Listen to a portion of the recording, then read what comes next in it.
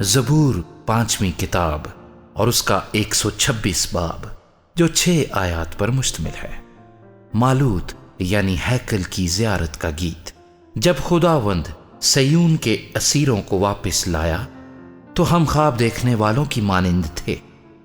اس وقت ہمارے منہ میں ہنسی اور ہماری زبان پر راگنی تھی۔